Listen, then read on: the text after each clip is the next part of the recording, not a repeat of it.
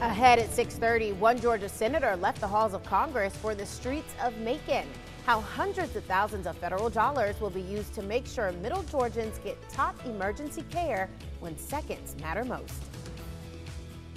Well, look at that beautiful sunrise over Middle Georgia this Tuesday morning. I'll let you know what that sun will do with these chilly temperatures later this afternoon. So that's coming up. Stay with us. Good morning. At 6:30, you're watching WGXA Morning News on ABC 16. I'm Brittany Miller here with Gary Thigpen. That's right. Well, Gary, a promise is a promise. And Kevin Bacon delivered good on his for a 40-year high school reunion. The Hollywood star made a homecoming of sorts, returning to Payson High School for prom, where his iconic movie Footloose was filmed. Students at the school got his attention by posting videos of dances and scenes from the movie. They wanted him to return before the school is demolished. The school honored Bacon with a Payson High School diploma, and he posed for pictures with the students. Bacon even stopped by his high school locker during his visit. The students also helped Bacon's nonprofit 6 Degrees, putting together thousands of resource kits for underserved communities. That is so cool. That is so cool. And it's also good to see people who maybe rise to stardom never forget where you came from. Well, he didn't go to that school, Gary. Well, did I not hear this story correctly? He was correctly? a high school student there in the movie Footloose. Oh, okay. Well, okay. Well, I was concentrating on something else when you were saying that, I guess. Thank you for your short attention span, Gary. I think his name was Ren in the movie, so Ren went there. Oh, boy. Kevin Bacon did Footloose. actually go there. Yes. Oh, my goodness, Gary. I can see my face just shining this morning. Yeah. Let's just pretend like that didn't even happen. Hey, what's it like outside? Well, certainly the same. Well, good morning, Brittany. Good morning, everyone. It is a clear, I still can't get over that. It's a clear morning here in Middle Georgia. Looking at all the sunshine out there, and temperature 42 degrees, and it is going to be a beautiful day with that beautiful sunrise in progress right now. Actual sunrise time will not be until 6:55 this morning, so you can already see it in progress downtown Macon. The big thing is, look at the temperature, 42 degrees. We should be about 53 this time of year. So we're running below average on the temperatures this morning all across Middle Georgia. Look at these chilly temperatures now. 45 Irwinton, 45 Warner Robins, 41 in Gray, and for South Thomaston right now 41 as well. So pretty much all of us are in the low to mid 40s. Looking at our forecast for today now, it looks like we'll see a good deal of sunshine, wall to wall. No rain expected today. By noon, upper 60s. Today, mid 70s. A little better than yesterday. We hit 69 in Macon yesterday. The average high 80. So today we'll still be a little below average, but better. And looking at our forecast as you head out the door, sunshine and sunrises, as I said, 6:55 as you head home today. Lots of sunshine, sunsets at 8:11. Coming up in a little bit, I'll talk about temperatures warming right on back up to the 80s, so stay with us. Thanks, Gary. When 911 is called, emergency services are on the clock to get you needed care. Senator Jon Ossoff visited the Mid-State to announce how emergency health care is due for an upgrade with the help of federal dollars. Our Gloria Ruth Finney details what improvements that money will bring for how first responders get to you.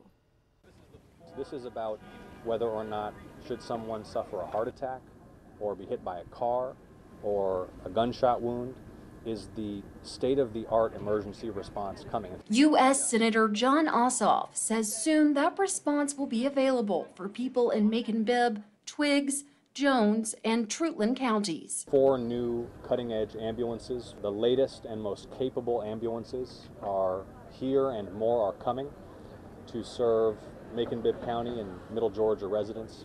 He says he has been able to allocate nearly $600,000 in federal funding following the medical center's request for money to purchase ambulances to serve the 4-county response area. Hospital representatives say their goal is to boost access to emergency healthcare services. It also means that these EMTs and paramedics have the best equipment to provide the best care and also to look after themselves, to reduce their risk of injuries on the job. Ossoff says having access to upgraded emergency response vehicles and equipment can make the difference between life and death.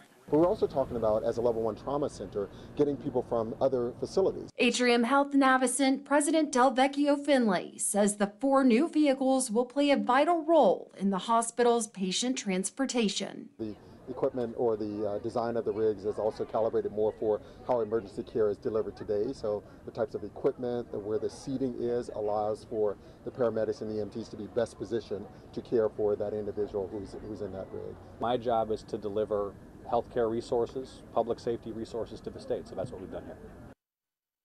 Atrium Health Navicent President Delvecchio Finley said the goal is to replace all of the hospital's current ambulances with newer models.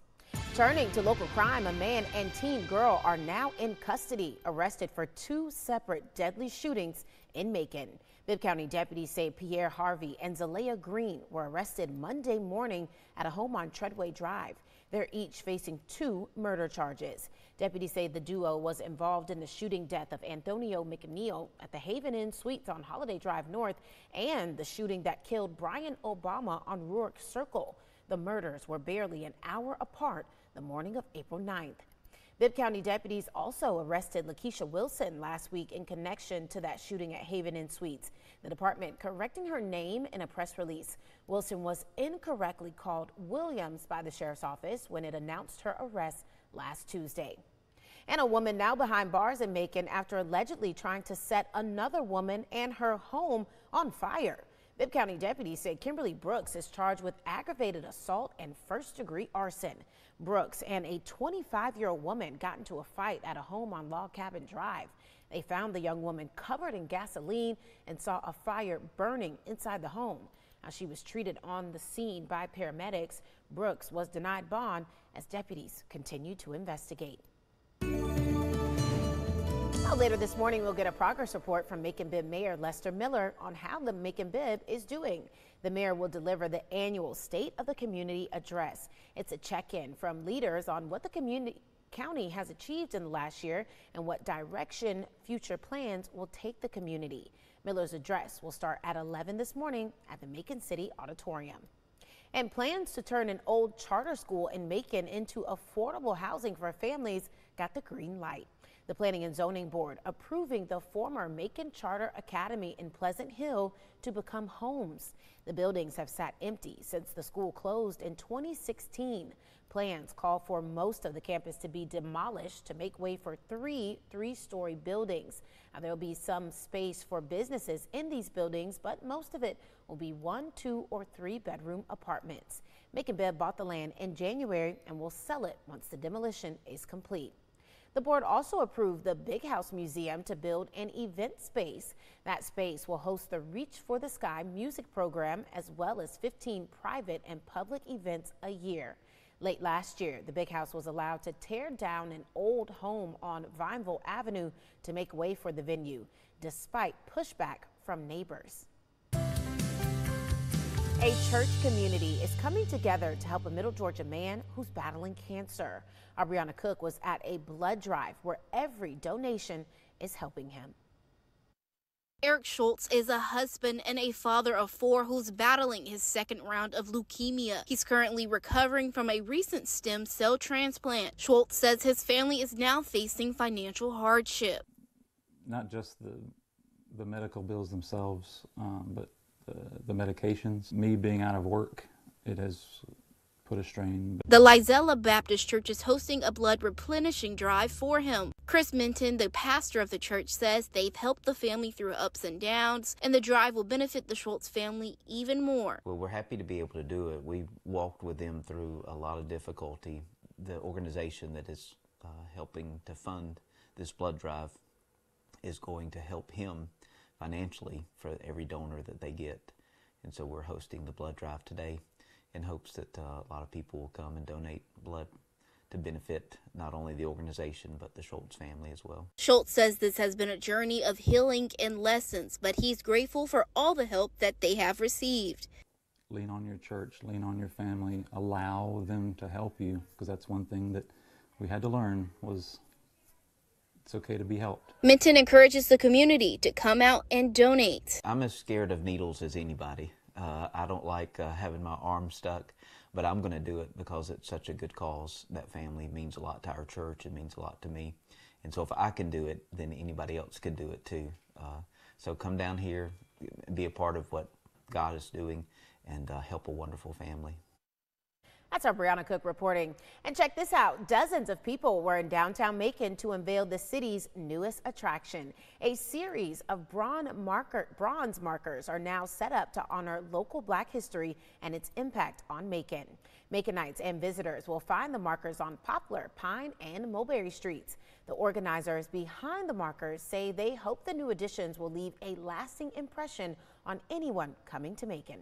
I'm hoping that when people look at the marker, that they'll examine their feelings. Are they shocked or surprised or feel like it's about time that this story was told? Hopefully this marker and the other two that will be unveiled, like we said, the one for the courthouse is not here, will give a sense of a broad overview of Macon's African American community. Now, alongside each marker is an aluminum sign with a QR code that pulls up the Tour Macon app, which will take you on a walking tour of the Black History Trail. How cool is that?